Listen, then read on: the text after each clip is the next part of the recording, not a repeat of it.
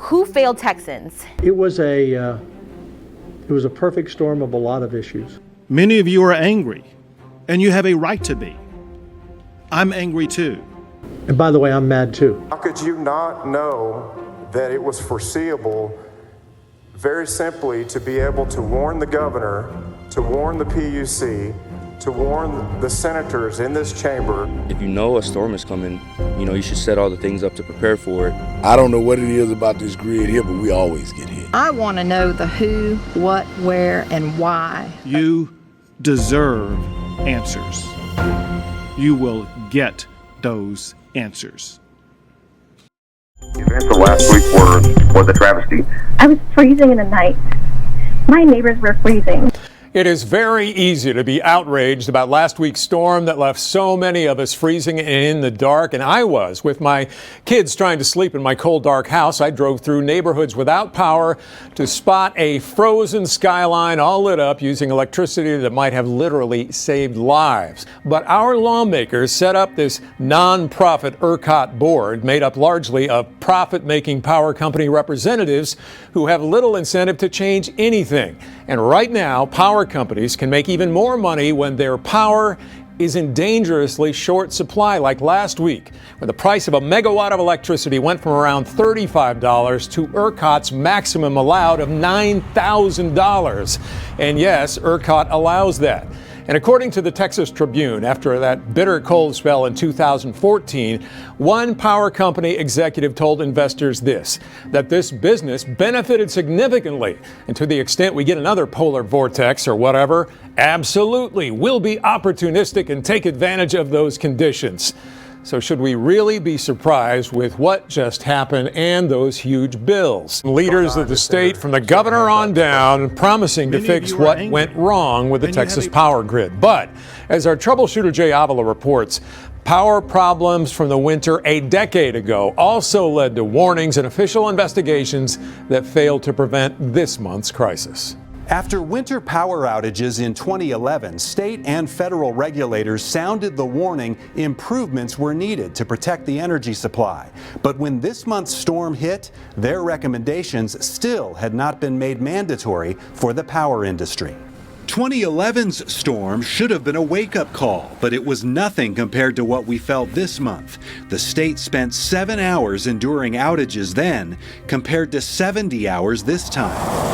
The North American Electric Reliability Corporation, which sets standards for ERCOT and power companies, is conducting an inquiry into this month's event, just as it did in 2011. We had a report that had some recommendations in it. We'll be looking to see how those recommendations were implemented and whether or not they were effective or there are additional things that need to be put in place.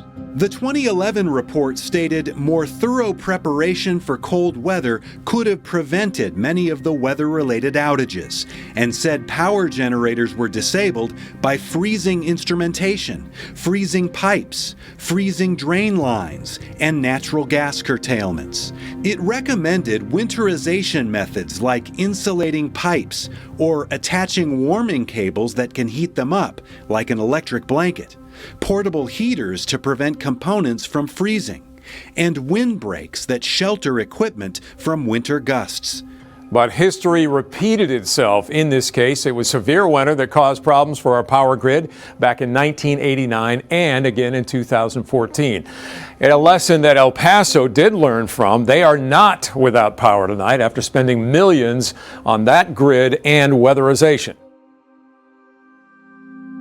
Electricity is right up there as something we absolutely have to have. And when we don't, the disruption is not just an inconvenience today, it costs lives. When the lights go out, it doesn't look and ask you whether you're a Democrat or Republican. Had we passed this bill when I first got here, we would have been well on our way to have full protection, and a lot of this wouldn't have happened. I don't know what it is about this grid here, but we always get hit. People here lost power twice this morning alone, just before 5 a.m. and again sometime at 11. And they just need to do a better job. That's how I feel about it. But there's nothing personally against anybody. I know they're doing the best they can, being a utility worker myself. But somewhere down the line, somebody can do better. I was out of my home for 3 days without electricity. Margaret Houston hasn't forgotten about the power failures that put her elderly neighbors in danger and forced her to move in with relatives. I want to know the who, what, where, and why of this freeze disaster. I want answers. The state is using every possible resource to fix this problem. Many of you are angry, and you have a right to be. I'm angry too. At a time when essential services were needed the most, the system broke. You deserve answers. You will get those answers. Following that devastating winter storm that impacted not just homes, but businesses and the energy industry as a whole. And joining us right now is Energy CEO Dan Eberhart. Welcome to the National Desk. Good morning. Good morning. Thanks for having me. So, Dan, what happened in Texas? Why were generating facilities impacted so harshly by the weather? Well, I think that basically Texas just underfunded and underinvested in the energy infrastructure the whole way around. You know, even at Canary, we just didn't expect a 100-year storm, and a lot of the government, the Texas utility regulators, the Texas Railroad Oil and Gas Commission, the Texas Railroad Commission, which monitors oil and gas, they just have been delaying and dismissing needs for winterizing infrastructure costs for years, and those were watered down requests anyway, and it just really caught everybody with their pants down. CBS Austin's Christian Flores joins us live tonight with what members think they could have done better. Christian? ERCOT CEO Bill Magnus doubled down on his assertion that these outages were necessary because we were less than 5 minutes away from statewide outages. Now, looking ahead, one thing that they are focusing on is what could have been done ahead of the storm, including coming down harder on weatherization of generators. What went wrong? Tell us one thing you would have done different. As CEO of ERCOT, how could you not know? For more than 5 hours, Texas senators bombarded ERCOT CEO Bill Magnus with questions as to what went into his decision-making process ahead of calling on statewide outages last week during severe winter storms, with many pointing to the deadly consequences in their district. This is not a Chamber of Commerce update. This is the largest train wreck in the history of deregulated electricity. Senators also came down hard on ERCOT's communication in the days and hours leading up to the power shutoffs. They did not believe ERCOT appropriately warned Texans and state leaders, which led to so many being caught off guard. How could you not know that it was foreseeable, very simply, to be able to warn the governor, to warn the PUC, to warn the senators in this chamber? Do you think that we can at least give people an expectation? We got to a point too where we just couldn't tell people anything, and that's not good, and that needs to be better. What do you mean you couldn't tell people anything? We had no idea when or if generation was going to return.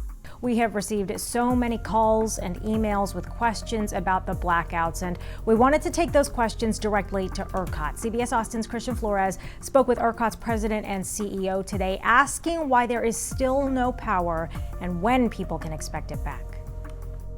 Do you think it's acceptable to, shut off power for, all these Texans during, freezing temperatures? How is there no way to get power back when it is, at times negative, below 0 degrees outside? No, it's extremely frustrating, and I can tell you that, what ERCOT's job is, not just now, but 24 hours a day, all year, is to get power delivered to Texans.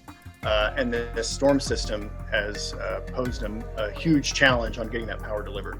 If you have a big imbalance between the supply of electricity and the demand, you can have catastrophic failures of the system. What would be a more catastrophic outcome than what we got going on? If we had let the system sort of go into a stage where a blackout would happen, we wouldn't be talking about when are we going to restore the power, when are we going to turn it back on.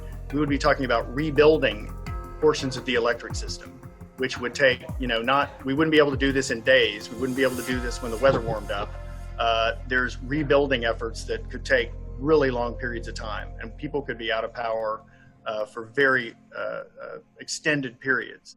After promising transparency, ERCOT and the Public Utility Commission are fighting the release of records that might shed light on their failures. Troubleshooter Jay Avila is working for you against this information blackout. The power industry has an army of lawyers and lobbyists working to keep the state from releasing operational and maintenance records. And some want the legislature to stick you with the bill for energy overcharges that happened after the emergency was over. But after promising openness, ERCOT, which runs the Texas power grid, has asked the state attorney general that it not be subject to the Public Information Act, so it won't have to release operations logs, trouble reports, and email requested by News 4 San Antonio and other journalists.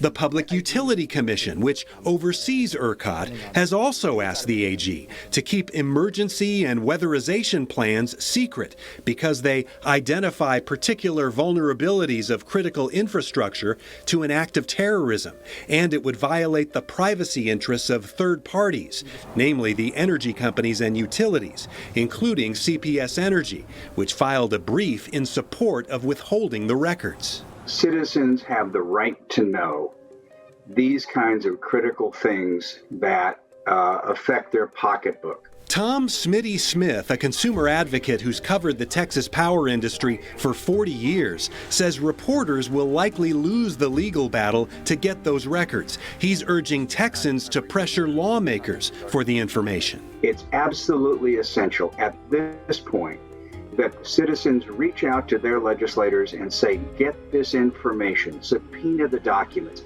Make these people tell us the truth. We took that suggestion to State Senator Jose Menendez, who sits on the Business and Commerce Committee. You'll remember it held 2 days of hearings on ERCOT's handling of the crisis. Can you subpoena records and get them and make them public? You know, that's a great question, and I'm going to look into that. Menendez, a vocal critic of the power industry, says since he's not the committee chair, it's unclear if he can subpoena records. But what I can do is I can ask you to share with me everything that you're asking them. I can put it in a letter to them, and I can put it in a letter to the Attorney General's office, and I'd be more than happy to. News 4 San Antonio also sent an email to the chair of that committee, State Senator Kelly Hancock, asking if he's considered subpoenaing records.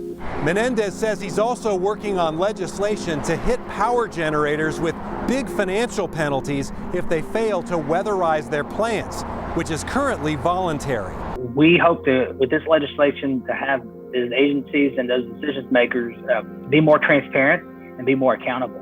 I am already working with the legislature on reforms to add more power to the grid and to ensure that we never run out of power again.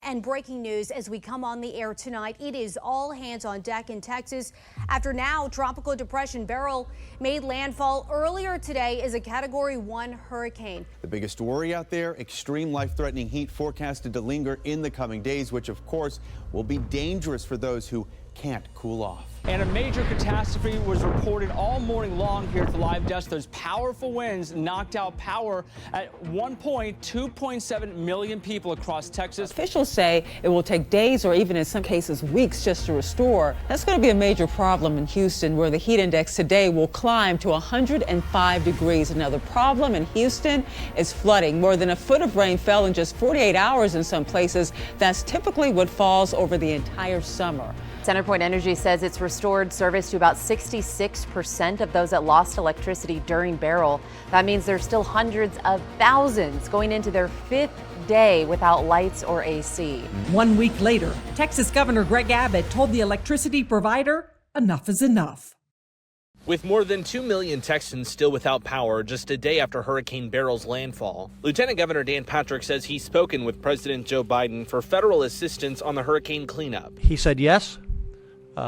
And so we have agreed to that, and we are appreciative that the federal government has stepped in, and they will pick up most of the cost as we go through recovery here of the storm. Patrick has been the acting governor since last week, with Governor Greg Abbott out of the country for a trade mission for the entirety of the hurricane. Earlier this morning, Patrick was briefed on the hurricane response at the Texas Division of Emergency Management, or TDEM, facilities in Bryan. I asked him there about Governor Abbott's absence. Has Governor Abbott's absence at all hindered the response from the state? No, you know, he and I have worked together now for 9 years as governor and lieutenant governor, and I've been involved in all these situations before, just not as the lead on the team, but he's been in touch with me, he's been in touch with the states. In recent weeks, both Patrick and Abbott have called for continued investments in the energy grid. ERCOT, which manages the grid, says Texas will need to nearly double its power supply by the end of the decade. Patrick has made fervent calls for grid investments, but tells me the millions without power from Hurricane Beryl shouldn't blame the grid. What do you want to see done in the future? So we have to disconnect those two issues. Being out of power from the storm is not related to what we need to do for the grid, which is a totally separate issue. The storm took lines down, took transmission lines down. In the briefing this morning here at TDEM's facilities in Bryan, Lieutenant Governor Patrick called attention to the fact that folks were coming from all across the state to respond to Hurricane Beryl, some even from West and East Texas, others, including one individual, from all the way in Florida. In Bryan, I'm Michael Atkinson reporting. And this is a live look right now at the current outage map in Houston and surrounding areas. It is updating every few minutes. The worst areas hit around the storm path. Right now, there are 2.3 million outages being reported. That's not counting those in Fort Bend County where the system has been knocked offline. You can add the state's Public Utility Commission to the list of voices wondering out loud if Houston's major electric provider should have been better prepared to tackle Hurricane Beryl. Many want to know if the electric provider was prepared for the storm as it should have been, and should they have had more outside personnel standing by to swoop in after the winds died down. The PUC said in a social media post that they were calling the impacted utilities to Austin today to discuss the storm and what happened afterward. Now, there's a lot of stark differences between utilities. One utility that serves people along the Gulf Coast, they are 94% restored, but in Houston, those numbers are far lower, much to the frustration of Houstonians. It is day 4 without power and sweltering heat for more than 1 million electric customers in the greater Houston area. During a press conference Thursday, Lieutenant Governor Dan Patrick had sharp words for the electric utility. The governor announced today that he's asking for an investigation of CenterPoint and any power company that does not deliver. In Austin, the Public Utility Commission called in executives from several electric companies in the hurricane zone, most notably CenterPoint Energy, which serves the Houston area. We know that we still have a lot of work to do, and we will not stop the work until it is done. Jason Ryan is an executive vice president at CenterPoint. As of today, we have restored more than 50% of the outages. So we've restored about 1.2 million homes and businesses. There's a little over 1 million homes and businesses left to be restored. Ryan tells the commission they expect to restore 400,000 customers today, 350,000 on Friday, and another 350,000 by Sunday. That leaves about 500,000 customers that we currently expect to have outages that go into next week. Ryan spoke about the training CenterPoint workers undergo every year and the preparations they made ahead of Beryl. That includes a request for 10,000 mutual aid crews, bringing the total number of available restoration crews to 12,000. But Beryl left behind devastating damage. As it left our system midday on Monday, we had 2.26 million customers out of our almost 3 million customers that we serve. At his press conference, they underestimated the impact of the storm and the direction of the storm. Patrick was very critical of CenterPoint's efforts. It would appear they were not as prepared as they should have been and not ready to go as quickly as they could have been. CenterPoint Energy should finish its damage assessment today, but the chair of the PUC suggested CenterPoint has a long way to go in restoring trust. The massive power struggles continue nearly a week after Hurricane Beryl hit, and now Governor Abbott is vowing to hold CenterPoint Energy responsible for the prolonged outages. But, and here's the important part, we are still in hurricane season right now, and solutions cannot wait until the next session. They are needed now to minimize power disruptions as we respond to tropical weather for the remainder of the summer and this fall. CenterPoint has completely dropped the ball with regard to getting power back on.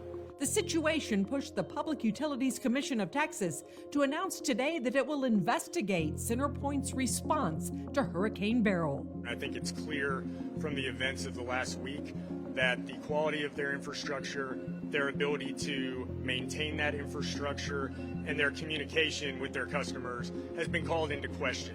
Austin Energy sent 20 line workers and 17 trucks to help restore electricity. Together with thousands of other line workers from across Texas and the country, they're putting in long hours in the heat and humidity. You're looking left and right and seeing trees toppled, you're seeing telephone poles snapped, you're seeing widespread damage from this storm. So there's definitely the feeling that there's a lot of work to be done, but our crews are in good spirits and committed to getting the job done. CenterPoint executives came before the Public Utility Commission to talk about what they did or didn't do before and after Hurricane Beryl. In times of emergency, our responsibility is to respond quickly, to communicate clearly, to provide accurate information, and how they plan to beef up the system's resiliency and go about gaining back the trust of the company's nearly 3 million customers. I take personal accountability for the areas where we fell short of our customers' expectations. Among immediate changes, CenterPoint executives said they will have a new outage tracker working by August 1st, that during power outages they would hold daily media briefings. They will enhance the power alert services that sends texts, calls, and emails to affected customers, fine-tune how they communicate the estimated time to restore to customers, and enhance call center staffing during weather events. CenterPoint told the PUC they have contact information for just 42% of their customers. There are a lot of things that went wrong here and a lot of things that y'all need to fix. Commissioner Jimmy Gluck-Felty. This is a wake-up call to every utility around our state that they have to take serious the storms that are facing their system, the challenges that are facing their systems. Commissioners' questions were wide-ranging, from the overgrowth of trees that brought down power lines to the pre-staging of out-of-town line crews to the violence and threats they faced. Commissioner Lori Cobos was skeptical of the way critical facilities like hospitals and cooling centers were treated in the aftermath of Beryl. You know, whether it's through your communication channels or preparation through mobile DG, whatever it is that you can do to make sure these types of customers don't lose power or quickly restore the power. Commissioner, you have my commitment. Our performance was not where it needs to be, and we will get better. We have 8,600 critical facility customers on our system. We started working with them on July 7th before the storm. That's insufficient. We need to be working with them year-round on preparation and coordination. Chairman Thomas Gleason asked CenterPoint to offer suggestions for new laws or regulations. Please bring forth items that need to be addressed in statute.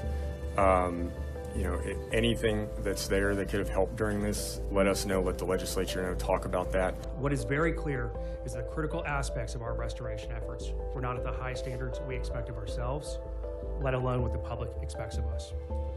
This is unacceptable and it will change. I take personal accountability for the areas where we fell short of our customers' expectations. And I want to personally apologize to our customers and their families for what they experienced. State House representatives say those families and those who lost their lives deserve answers, and they'll keep holding the energy company accountable. Including Christine Davis, 110 years old. Imagine what she's had to endure in her life. And for the year 2024, she passes away due to the fact that she could not get power to her home. They reiterated how they keep hearing the same excuses. We'll do better, it's inexcusable. But that's not enough. These people want to know that this will not happen again.